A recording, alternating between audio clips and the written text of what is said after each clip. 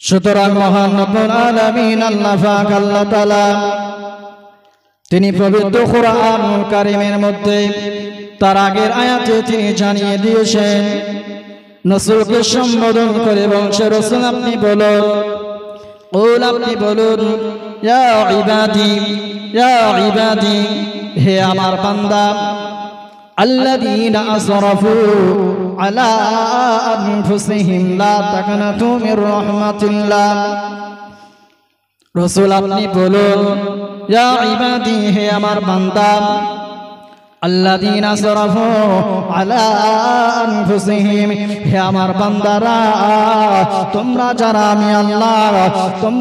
আমি আল্লাহ আমার প্রতি ঈমান আনয়ন করেছো, তোমরা আল্লাযীনা আসরাফু আলা আনফুসিহিম, তোমরা যারা তোমাদের নফসের প্রতি জুলুম খানা করেছো, আমি রব্বুল আলামিন আল্লাহ পাক, আমি রব্বুল আলামিন আল্লাহ তাআলা জানিয়ে দিলাম, লা তাকনাতু মির রাহমাতিল্লাহ, আমি আল্লাহ পাক আল্লাহ তাআলা আমার রহমত থেকে তোমরা নিরাশ হয়ে যেও না।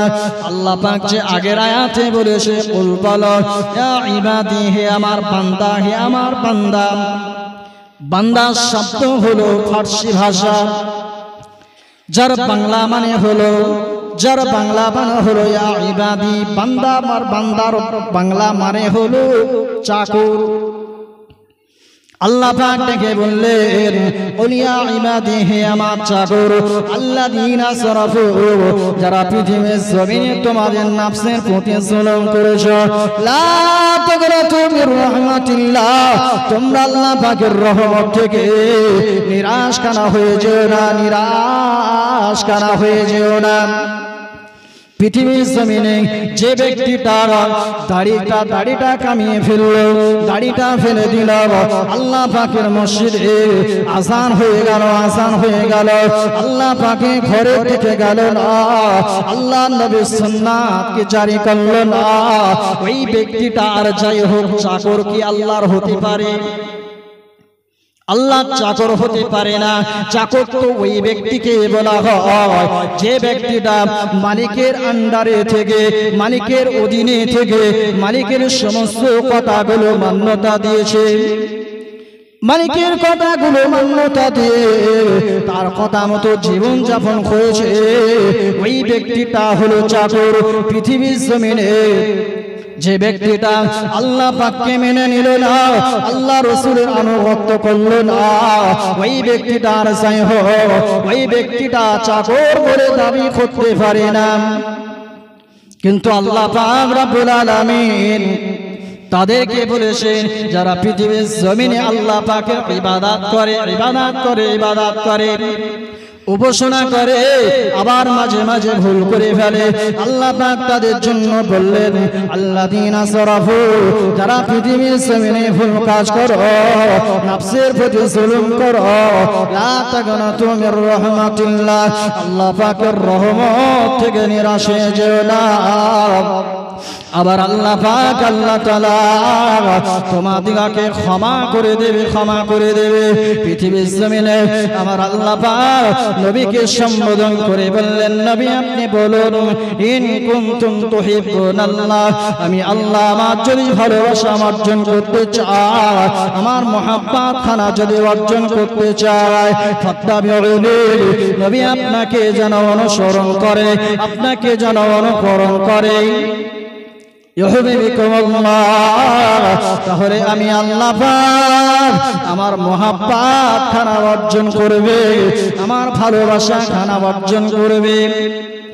ويغفر لكم ذنوبكم والله غفور رحيم। আবার আল্লাহ বলেন, বান্দা, আল্লাহ is creator of this world, আল্লাহ হলেন সমগ্র বিশ্বকে তিনি সৃষ্টিকর্তা, আল্লাহ ইজ মার্সিফুল, তিনি হলেন ক্ষমাশীল। আল্লাহ বলেন, বান্দা আমি তোমাদিগকে ক্ষমা করে দেব, আমি তোমাদিগকে মাফ করে দেব।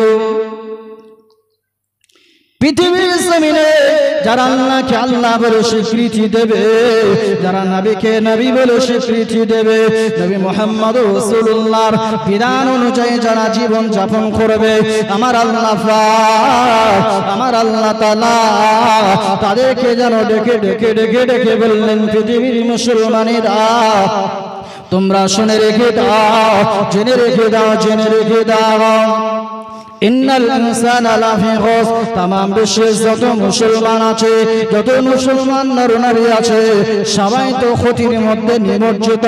তবে না না না না, ইল্লাল্লাযীনা আমানু, পৃথিবীর জমিনে যারা ঈমান আনয়ন করেছে, ওয়া আমিলুস সালিহাত, যারা ভালো কাজ করেছে, ভালো কাজের আদেশ দিয়েছে, ওয়াতাওয়াসাউ বিল হক, পৃথিবীর জমিনে যারা সদা সর্বদা সত্য বলেছে, যারা সত্য কথা বলার জন্য আহ্বান করেছে, আমার আল্লাহ পাক উভয়কে উভয়কে উভয়কে ওয়াতাওয়াসাউ বিস সাবরি, পৃথিবীর জমিনে যারা ধৈর্য সবরখানা ইখতিয়ার করে, আমার আল্লাহ পাক, আমার আল্লাহ তাআলা তাদেরকে যেন আবার ডেকে ডেকে বললেন, ওয়াতাওয়াসাউ বিস সাবরি, পৃথিবীর জমিনে যারা ধৈর্য সবরখানা করে, আল্লাহ পাকের তরফ থেকে যখন পরীক্ষা নিরীক্ষা আসে, কোন বিপদ আপদ বালা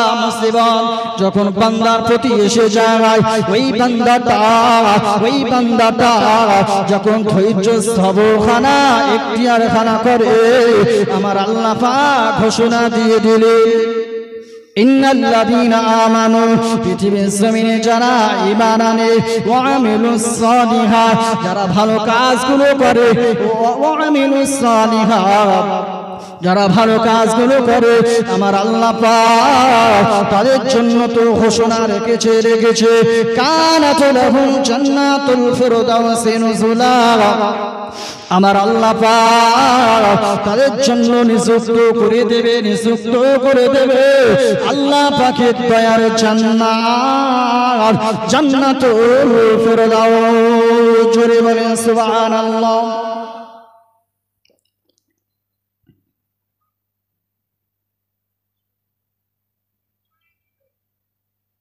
পৃথিবীর জমিনে যারা আল্লাহকে আল্লাহ বলে স্বীকৃতি দেবে, প্রিয় নবী মুহাম্মদ সাল্লাল্লাহু আলাইহি ওয়াসাল্লামের অনুসরণ অনুকরণ করে তাদের জীবন যাপন হবে, আল্লাহ রাব্বুল আলামিনের রাসূল তিনি সুসংবাদ দিয়ে রেখেছেন, মান আহাব্বা সুন্নতি, যে আমার সুন্নাত আদায় করবে, ফাকাদ আহাব্বানি, সে আমার, যে মান আহাব্বা সুন্নতি, যে আমার সুন্নতকে ভালোবাসবে, ফাকাদ আহাব্বানি, সে আমাকে ভালোবাসবে, ওয়া মান আহাব্বানি, যে আমাকে ভালোবাসবে, কানা মাই ফিল জান্নাহ, তার জন্য আল্লাহ পাকের দয়ার জান্নাতটা সে আমার সঙ্গে থাকবে। বলুন সুবহানাল্লাহ।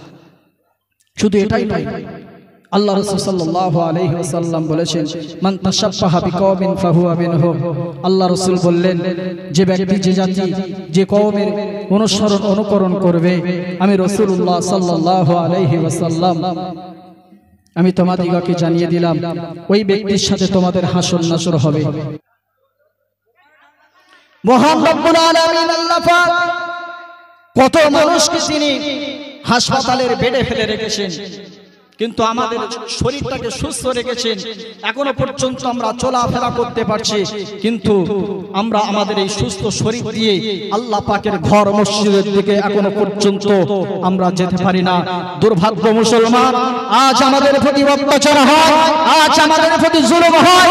আল্লাহ রাব্বুল আলামিন তিনি পবিত্র কোরআন শরীফে বলেন, ওয়ামান আ'রাদা আন যিকরি ফাইন্না লাহু মাঈশাতান দাওকান ওয়া নাহশুরুহু ইয়াওমাল কিয়ামাহ। আমি রব্বুল আলামিন আল্লাহ পাক জানিয়ে দিলাম, পৃথিবীর জমিনে যখন বান্দা আমি আল্লাহ আমার শুকরিয়া করতে ভুলে যাবে, আমার নাশকরি যখন আদায় করবে, আমি রব্বুল আলামিন আল্লাহ পাক তখন ওই বান্দাকে কাল কিয়ামতের দিনে, মহাশরের দিনে আমি আল্লাহ রাব্বুল আলামিন অন্ধ অবস্থায় তুলব, দুনিয়ার জমিনে দুর্ভিক্ষ দিয়ে দিব। আল্লাহ রাব্বুল আলামিন বলেন ওয়া ইন্নাহু মান ইয়াশু আন যিকরি রাহমাতি নুকাইয়িদ লাহু শায়তানা ফাহুয়া লাহু কারিন। আল্লাহ বলেন পৃথিবীর জমিনে আমি আল্লাহ রাব্বুল আলামিন জালেম বাদশা পাঠিয়ে দিয়ে এই জালেম বাদশাকে আমি আল্লাহ রাব্বুল আলামিন আমার কুদরতি এই আঙ্গুলের দ্বারা তার হৃদয়কে প্রাসান করে দিয়ে তাম বিশ্বের যত মুসলমান দাবিদার ব্যক্তিগুলো আছে তাদের উপরে অত্যাচারের বৃষ্টি ওলাদ চালাবো। আল্লাহ রাব্বুল আলামিন আবার কোরআন শরীফে বলেন ওয়াইদা আরাদনা আন নুহলিকা ক্বরিয়াতান আমারনা মুতরাফিহা ফাফাসাকু ফিহা ফাহাক্কা আলাইহাল কওল। আল্লাহ রাব্বুল আলামিন পবিত্র কোরআন শরীফে পারা নাম্বার হলো 15, পৃষ্ঠা নাম্বার হলো 2, সূরার নাম সূরা বানী ইসরাইল। এই সূরা বানী ইসরাইলের দ্বিতীয় নাম্বার পৃষ্ঠার দিকে মহান রাব্বুল আলামিন বলেন পৃথিবীর জমিনে বান্দা যখন ওয়াইদা আরাদনা আন নুহলিকা ক্বরিয়াতান আমারনা মুতরাফিহা ফাফাসাকু ফিহা ফাহাক্কা আলাইহাল কওল, বান্দা যখন আমি আল্লাহ আমার ইবাদত করতে ভুলে যায়, আমার উপাসনা করতে ভুলে যায়, আমি রহমান রব্বুল আলামিন আল্লাহ পাক ওই গ্রামের মধ্যে ওই জায়গাতে জালেম বাদশা নিযুক্ত করে দিই। তাহলে আজ আমাদের প্রতি অত্যাচার হয়, আমাদের প্রতি জুলুম হয়, শুধুমাত্র কেবলমাত্র আমরা মুখে মুসলমান দাবি করি কিন্তু কর্মে আমরা মুসলমান নয়।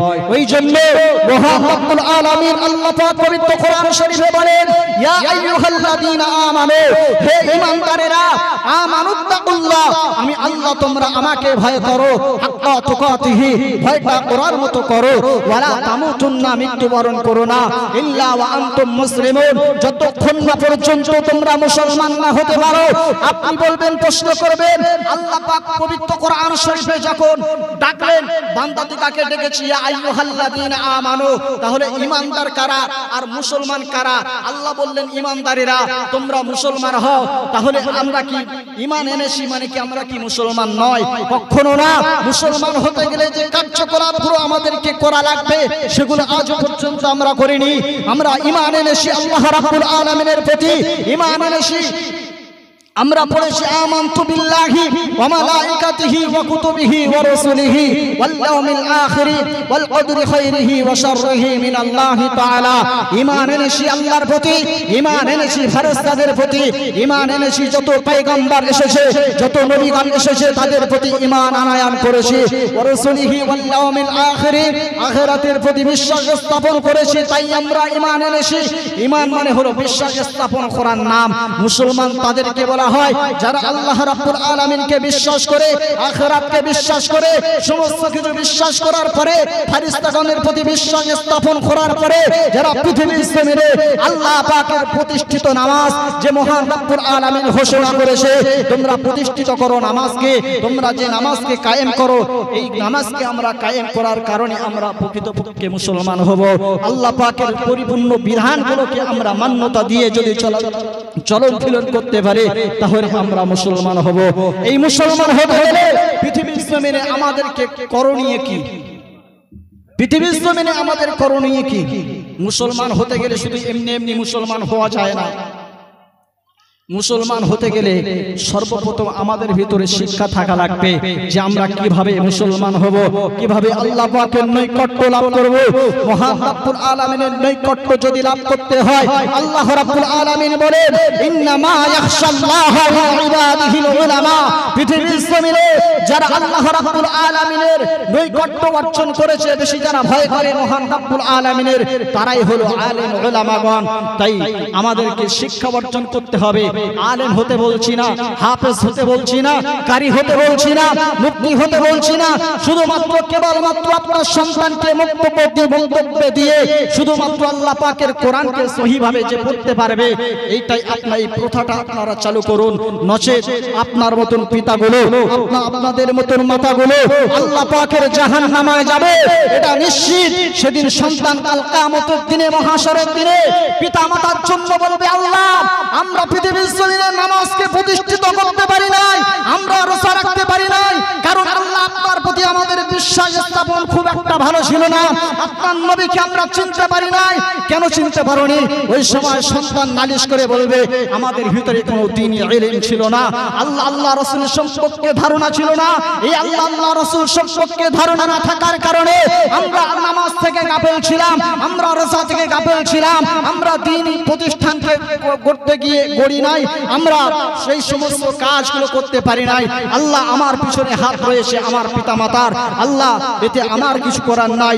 সেদিন মহান রব্বুল আলামিনের হুকুম হবে বান্দা তুমি তো জাহান্নামায় যাবে বটে, তবে তুমি যেহেতু জাহান্নামায় যাবে তবে তুমি তোমার পিতামাতাগুলোকে লাঠি মারতে মারতে, ফুটবলের ন্যায় মারতে মারতে তুমি তোমার পিতামাতাগুলোকে জাহান্নামায় আগে নিক্ষেপ করো, তারপরে তোমার স্থান হবে জাহান্নামায়। সুতরাং আমাদেরকে যদি আগিয়ে যেতে হয়, আমাদেরকে যদি লাঞ্ছনা বঞ্চনা থেকে যদি বাঁচতে হয়, তাহলে আমাদের অতি প্রয়োজন আমাদের ভিতরে দ্বীনি শিক্ষা অর্জন করা লাগবে। আল্লাহ রাসূল সাল্লাল্লাহু আলাইহি ওয়াসাল্লাম তিনি বলেন তালাবুল ইলমি ফারিদাতুন আলা কুল্লি মুসলিমিন ওয়া মুসলিমা। আল্লাহ রাসূল সাল্লাল্লাহু আলাইহি ওয়াসাল্লাম আজ থেকে 1400 বছর আগে মদিনার মসজিদে নববী শরীফে বসে বসে সাহাবীদেরকে বলে দিয়েছে, সাহাবীরা শোনো, তালাবুল ইলমি ফারিদাতুন আলা কুল্লি মুসলিমিন ওয়া মুসলিমা। প্রত্যেকটি মুসলমানের প্রতি, প্রত্যেকটি মুসলমান নর এবং নারীর প্রতি দ্বীনি শিক্ষা অর্জন করা ফরজ। শিক্ষা হলো দুইভাবে বিভক্ত, একটা হলো আধুনিক শিক্ষা আর একটা হলো আধ্যাত্মিক শিক্ষা। এই দুইটা শিক্ষা আমাদের ভিতরে থাকা দরকার। আপনার ছেলেকে আপনি মাস্টার বানাবেন, আপনার ছেলেকে আপনি ইঞ্জিনিয়ার বানাবেন, আপনার ছেলেকে আপনি ডক্টর বানাবেন, আপনার ছেলেকে আপনি প্রফেসর বানাবেন। এই প্রফেসর আমাদের কাজে আসবে, এই প্রফেসর মুসলমানের কাজে আসবে। আপনার ছেলেকে আপনি ডক্টর বানাবেন, আপনার ডক্টর ছেলেটাও ইসলামের খেদমত করবে, আলেম উলামাদেরকে তারাও চিকিৎসা করবে। আপনার ছেলেকে আপনি ইঞ্জিনিয়ার বানাবেন, আপনার ছেলে ইঞ্জিনিয়ার হয়ে আলেম হাফেজ কারি মাওলানা মুফতি তাদের ঘর বাড়ি বানাবে। সুতরাং আপনার ছেলেকে ডক্টর প্রফেসর বানানোর আগে আপনার ছেলেকে আগে দ্বীনি শিক্ষা শিক্ষিত করুন, না হলে আপনার ছেলেও দ্বীন থেকে বঞ্চিত হবে। দ্বীন থেকে বঞ্চিত হওয়ার কারণে ইসলাম কেমন একটা পিছিয়ে যাবে। এই ইসলাম যদি পিছিয়ে যায় দায়ী হতে হবে পিতামাতার। সুতরাং আমাদের কর্তব্য হলো এটাই, আমরা আমাদের আজ থেকে প্রতিজ্ঞাবদ্ধ হব, আমরা আমাদের সন্তানদেরকে দ্বীনি শিক্ষা অর্জন করাবো ইনশাআল্লাহ। বলেন ইনশাআল্লাহ। সুতরাং আপনার ছেলে টাকা পয়সা ইনকাম করে দেবে। আজ আপনার ছেলে বিবাহ বন্ধনে আবদ্ধ হয় নাই, স্ত্রীর মায়ায় জড়িয়ে যায় নাই, যার কারণে আপনার সন্তান আপনাকে খুব ভালোবাসে মোহাব্বত করে। আপনার সন্তান মাদ্রাসায় পড়াশোনা না করে বিভিন্ন কাজে যুক্ত হয়ে আপনার সন্তান টাকা পয়সা ইনকাম করে আপনার সন্তান আপনার হাতে দেয়। তাই আপনি মনে করেন অতি সহজেই ধনী ব্যক্তি হয়ে যাব, অতি সহজেই আমার সন্তান আমাকে ভালোবাসবে মোহাব্বত করবে। আপনার সন্তানকে যখন দুদিন পরে বিবাহ বন্ধনে আবদ্ধ করবে, এই দুদিন পরে আপনার সন্তান যখন প্রেমের মায়ায় আবদ্ধ হয়ে যাবে, স্ত্রীর মায়ায় যখন জড়িয়ে যাবে, সন্তানের মায়ায় যখন জড়িয়ে যাবে, তখন এই বৃদ্ধ পিতামাতাকে ভুলে তার কদর করবে না। কারণ সেই পিতামাতার কদর করবে কিভাবে? পিতামাতার কদর করতে গেলে যে শিক্ষাটা প্রয়োজন, কারণ পিতামাতার গুরুত্ব সন্তানের ভিতরে নাই, কারণ সে তো আর কোরআন শরীফ পড়ে নাই, সে তো আর হাদিস শরীফ পড়ে নাই।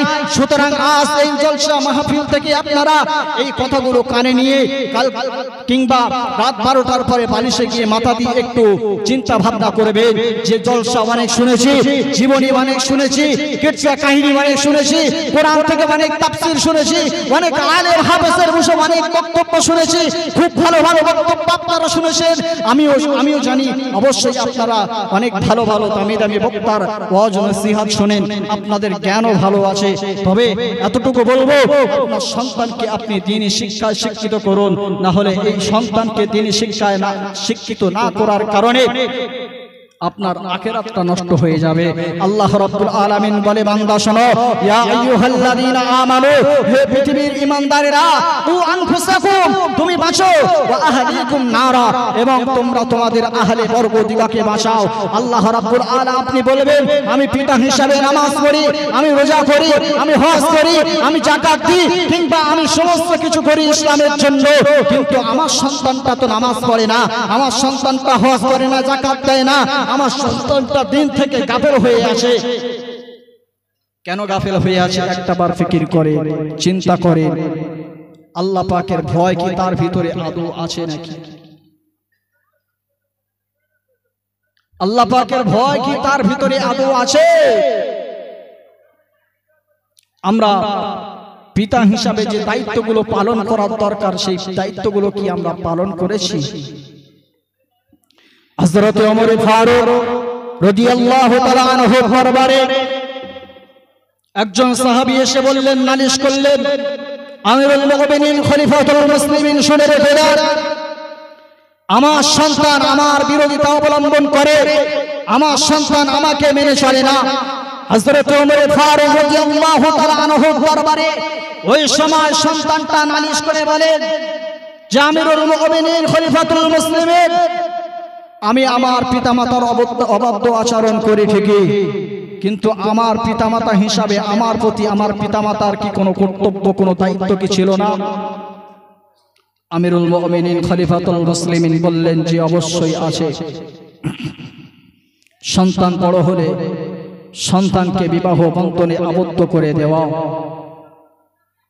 সন্তানকে দ্বীনি শিক্ষায় শিক্ষিত করা, সন্তানকে গাইড করা, সন্তান যখন প্রাপ্তবয়স্ক হতে যায়, একটু বড় হয়ে যায়, তাকে নিয়ে মসজিদে যাওয়া, মসজিদে যাওয়ার জন্য তাকে তালিম দেওয়া। কিন্তু আজ দুর্ভাগ্যের সহিত বলতে হয়, কয়টা পিতামাতা তার সন্তানের নামাজের জন্য তাগিদ দেয়, তালিম দেয়? দুর্ভাগ্যজনক। আজ আমরা দিন থেকে পিছিয়ে, আল্লাহ পাকের কোরআন থেকে পিছিয়ে। আজ এমনও ব্যক্তি আমরা আছি যে হাফেজ সাহেব, মৌলানা সাহেব, কারি সাহেব, মুফতি সাহেবকে ভাড়া করে নিয়ে নিজের পিতার জানাজার নামাজ কিংবা 7 দিনে, 4 দিনে, 41 দিনে করানো হয়, কিন্তু নিজের সন্তান, পিতামাতা হিসাবে যে সন্তানকে জন্ম দিল, সেই সন্তান একটাবার পিতার জন্য হাত তুলতে পারে না। এর চেয়ে দুর্ভাগ্য আর কি হতে পারে? এই মুসলমান আর কবে বুঝবে? এই মুসলমানের ভিতরে আর কবে যাবে?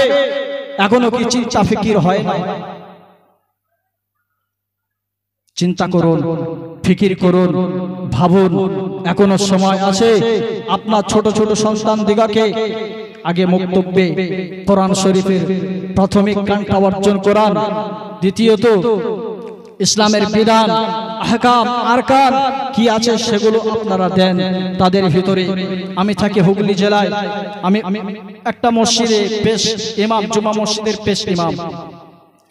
আমার মসজিদে যতগুলো ছেলে আছে, ওই মুআল্লার মধ্যে যত ছেলে আছে, এমন কোনো ছেলে নাই যে তারা পবিত্র কোরআন শরীফটা পড়তে পারে না, কিংবা নামাজ ভঙ্গের যে কটা কারণ অর্ধেক মানুষ জানে না। কিন্তু আমার মসজিদের মুসল্লি কিংবা যে বাচ্চা বাচ্চা ছেলেগুলো আছে তাদেরকে জিজ্ঞাসা করলে তারা বলে দেবে উজু ভঙ্গের কটা কারণ, উজুর ফরজ কয়টা, গোসলের ফরজ কয়টা। আমরা অনেক মানুষ আছি আমরা জানি না, বয়স হয়ে গেছে, বৃদ্ধ হয়ে গেছে, এখনো পর্যন্ত গোসলের ফরজ আমরা জানি না, উজুর ফরজ আমরা জানি না। তাহলে আমরা কিভাবে মুসলমান দাবি করতে পারি? আমরা গরু খেলে শুধু মুসলমান হওয়া যায় না, মুখে দাড়ি বড় বড় দাড়ি রাখলে মুসলমান হওয়া যায় না, মাথায় টুপি থাকলে মুসলমান হওয়া যায় না। লক্ষ্য করে দেখো কত বিধর্মী ব্যক্তিদের মুখে দাড়ি রয়েছে, তারা কি আসলেই মুসলমান? কখনো না। তাই আমাদেরকে আজ থেকে প্রতিজ্ঞাবদ্ধ হতে হবে শিক্ষার দিকে। কারণ দুনিয়ার শিক্ষা মানুষকে চোর বানাতে পারে, দুনিয়ার শিক্ষা মানুষকে ডাকাত বানাতে পারে। প্রফেসর, ডক্টর, ইঞ্জিনিয়ার চোর হতে পারে, ডাকাত হতে পারে, কিন্তু আল্লাহ পাকের কোরআনের শিক্ষায় যারা শিক্ষিত হয়েছে তারা আর কোনোদিন, আর যাই হোক, তারা চোর হতে পারে না, ডাকাত হতে পারে না। তারা মানুষের দাঁড়ে দাঁড়ে দ্বীনের দাওয়াত, কালেমার দাওয়াত, এটা নিয়ে তারা ব্যস্ত থাকে।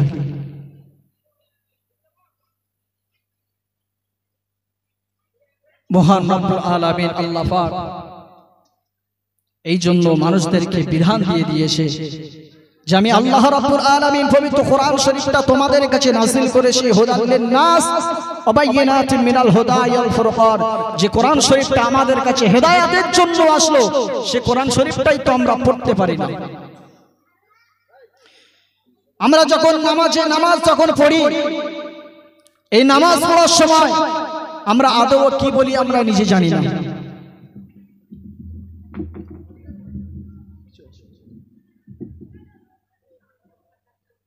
নামাজ যখন আমরা পড়ি, অধিকাংশ মানুষ আমরা জানি না নামাজে কি বলি। নামাজে মনোযোগ থাকে না। কেন থাকে না?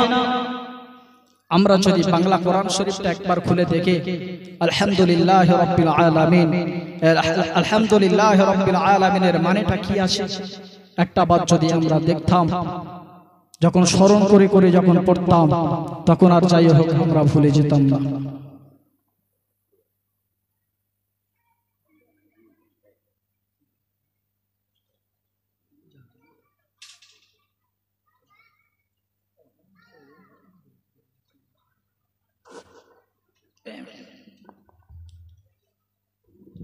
সুতরাং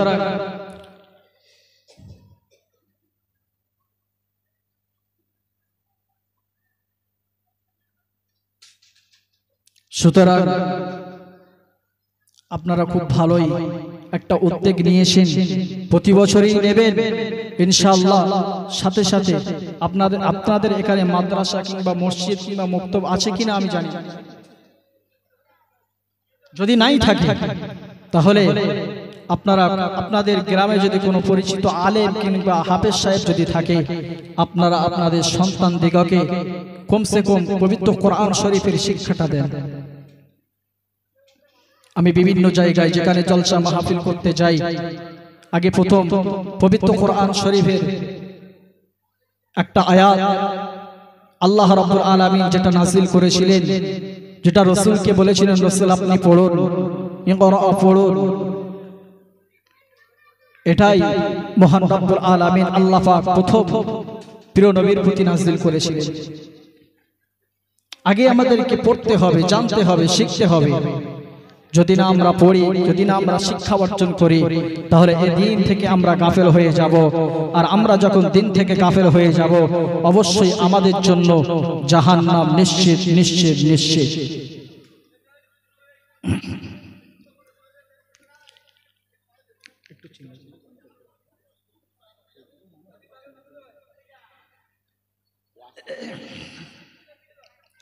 যাই হোক, যে কথা বলছিলাম, হবে আল্লাহ পাকের রহমত। আপনারা একটু কথা কম বলেন, কথা একটু কম বলেন, তাহলে আমার একটু কথা বলতে সুবিধা হবে। বেশি কথা বললে একটা লাইন থেকে যে লাইনটাই বলছিলাম সে লাইনটা ভুলে যাবে, মনে থাকবে না। ভুলে গেলে আর বলতে পারবো না। আমরা তো আর জলসা মাহফিল করতে আসি, এখানে তো সাজিয়ে নিয়ে আসি না যে এটার পরে এটা, এটার পরে এটা বলবো। একটার পরে একটা আয়াত আসে, একটার পরে একটা হাদিস আসে, সেই পরিপ্রেক্ষিতে আমরা বলি। যাই হোক, শিক্ষা যদি আমরা অর্জন করতে পারি, আমরা দুনিয়ার জমিনেও সাকসেস হব, পরকালের জমিনেও আল্লাহ রাব্বুল আলামিন চাইলেও আমরা সাকসেস হতে পারবো, আল্লাহ পাকের নৈকট্য লাভ করতে পারবো। আল্লাহ রাব্বুল আলামিন বলেন, ফাযকুরুনি আযকুরুকুম ওয়াশকুরুলি ওয়ালা তাকফুরুন। বান্দা পৃথিবীর জমিনে আমি আল্লাহ আমাকে যদি একটা বার ডাকে, আমি আল্লাহ রাব্বুল আলামিন ওই বান্দারটাকে সাড়া দিয়ে থাকি। সুতরাং এখনো পর্যন্ত সময় আছে, আমরা সকলে তাওবা ইস্তেগফার পাঠ করে আমরা সকলে আল্লাহ রাব্বুল আলামিনের বিধান 5 ওয়াক্ত নামাজের দিকে মনোযোগ দেব ইনশাআল্লাহ। শুধু ওয়াজ মাহফিল দিলে হবে না, এই ওয়াজ মাহফিল থেকে কিছু শিক্ষা অর্জন করে আমাদেরকে বাড়ি নিয়ে যেতে হবে, চিন্তা করতে হবে, ফিকির করতে হবে যে মহান রাব্বুল আলামিন যে বিধান আমাদের দিয়েছে, এই বিধান ছাড়া তো আমরা কেউ আল্লাহ পাকের দয়ার জান্নাতে যাব না। কেউ যদি গাইড বুকটা যদি ফলো করে চলে, তাহলে তো মহান রাব্বুল আলামিনের আনুগত্য করা হবে, অনুসরণ করা হবে। আর যদি বলে না তাহলে তো সে ব্যক্তি আল্লাহ পাকের নৈকট্য লাভ করতে পারবে না, জাহান্নাম তার জন্য নির্ধারণ হয়ে যাবে। বক্তাগণ ওয়াজ নসিহত করে থাকে, তারা বলে লা তাকনাতু মির রাহমাতিল্লাহ, আল্লাহ পাকের রহমত থেকে তুমি নিরাশ হয়ে যেও না।